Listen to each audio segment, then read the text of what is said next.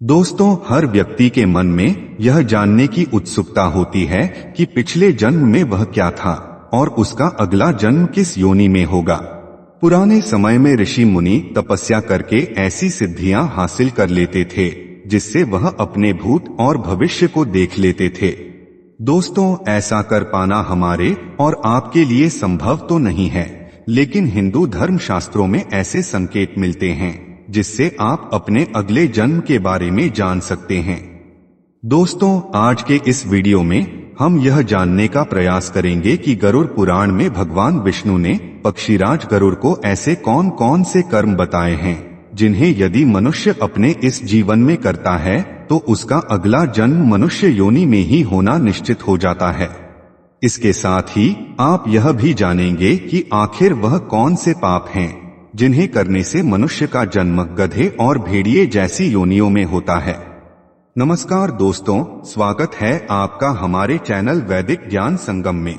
आपसे अनुरोध है कि चैनल को सब्सक्राइब कर लें और कमेंट बॉक्स में जय श्री नारायण लिखकर परमात्मा को अपना आभार व्यक्त करें। दोस्तों, हिंदू धर्म शास्त्रों में मनुष्य का जन्म मिलना बहुत ही कठिन बताया गया है, क्योंकि पूरे 84 लाख योनियों में मनुष्य ही वह योनि है जिसमें सोच विचार कर सही निर्णय लेने की शक्ति होती है। इस योनि में किए हुए कर्मों से ही आपका अगला जन्म जुड़ा होता है। मनुष्य योनि में जो कर्म किए जाते हैं, इन्हें भोगने के लिए ही मनुष्य का जन्म अन्य योनियों में होता है।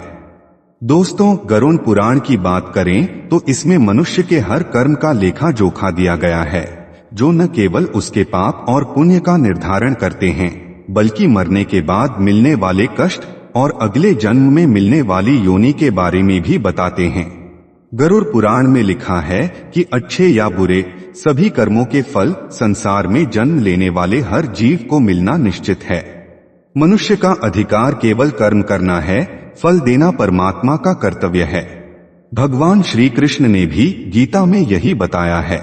इतना ही नहीं, गरुड़ पुराण के अनुसार मनुष्य अगले जन्म में किस योनि में जन्म लेगा यह भी उसकी मृत्यु से पहले ही तय हो जाता है, और यह तय होता है मनुष्य के द्वारा उस जीवन में किए गए कर्मों के आधार पर। तो चलिए सबसे पहले ये जान लेते हैं कि किन कर्मों को करने से कौन सी योनि में जन्म मिलता है। दोस्तों, सबसे पहले आपको यह स्पष्ट कर दूं कि इस जन्म में मनुष्य योनि मिलने का अर्थ यह नहीं है कि आपका अगला जन्म भी मनुष्य योनि में ही होगा। गरुड़ पुराण के अनुसार जो अच्छे कर्म करते हैं, केवल उन्हें ही मानव जीवन मिलता है। जो मनुष्य अच्छे कर्म नहीं करते, उनका अगला जन्म उनके कर्मों के आधार पर 84 लाख योनियों में किसी भी योनि में मिलता है। अनेकों योनियों में भटकने के बाद अंत में फिर से उनका जन्म मानव शरीर के साथ होता है। दोस्तों, मनुष्य के अगले जन्म के विषय में गरुड़ पुराण में एक कथा का उल्लेख मिलता है। इस कथा के अनुसार एक बार महर्षि वेद व्यास ने ऋषियों से पूछा कि किस कर्म से कौन सी योनि में जन्म मिलता है।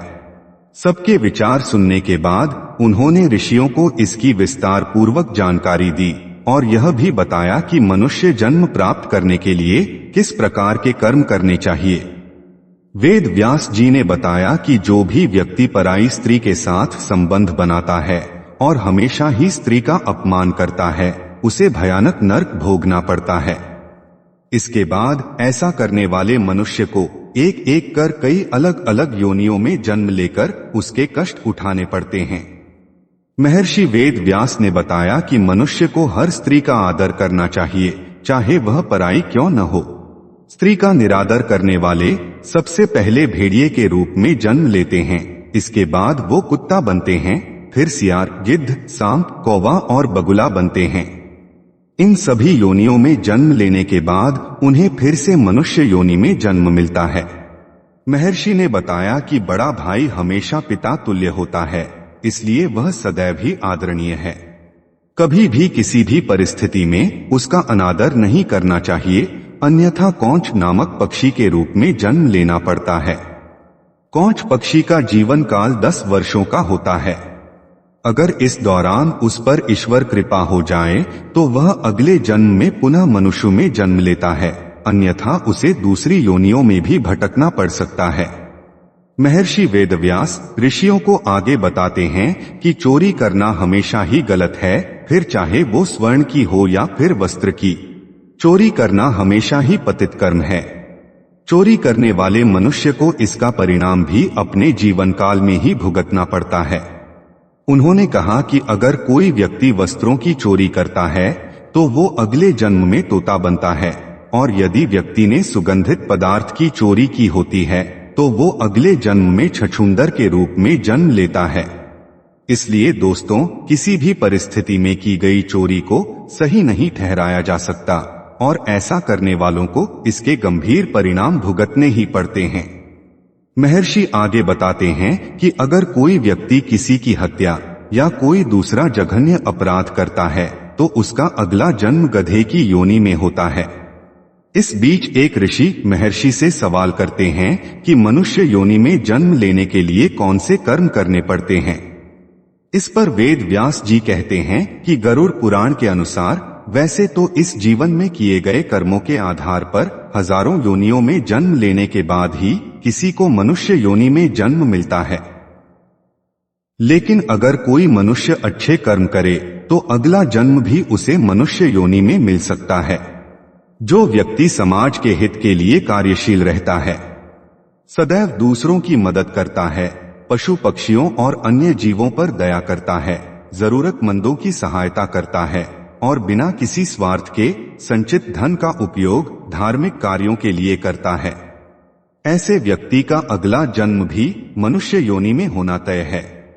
दोस्तों, इसके अलावा गरुड़ पुराण में ये भी बताया गया है कि मनुष्य के अंतिम समय में मनुष्य की आसक्ति जिस चीज की ओर होती है उसका अगला जन्म भी उसी पर निर्भर करता है। यदि कोई व्यक्ति मृत्यु के अंतिम क्षण में किसी स्त्री को याद करते हुए प्राण त्याग देता है तो उसके अगले जन्म में उसका स्त्री बनना निश्चित है। जो व्यक्ति अपने अंतिम क्षण में ईश्वर का नाम लेता है तो वह मुक्ति के मार्ग पर अग्रसर हो जाता है। इसका अर्थ यह हुआ कि मृत्यु के अंतिम क्षण में जो विचार आते हैं व्यक्ति के अगले जन्म का आधार बनते हैं। इसीलिए शास्त्रों में कहा गया है कि मरते समय हमेशा श्री हरि सच्चिदानंद स्वरूप भगवान विष्णु का जाप करना चाहिए। दोस्तों, उम्मीद करता हूं कि आपको समझ आया होगा कि किन कर्मों के कारण मनुष्य जन्म मिलता है। अगर ये बातें आपको समझ आई हो तो वीडियो को लाइक करें और अपने बंधु बांधवों को शेयर करें, और ऐसे ही वीडियोस को देखने के लिए हमारे चैनल वैदिक ज्ञान संगम को सब्सक्राइब कर लीजिए। सर्वे शुभम भवतु। आइए मिलते हैं अगली वीडियो में।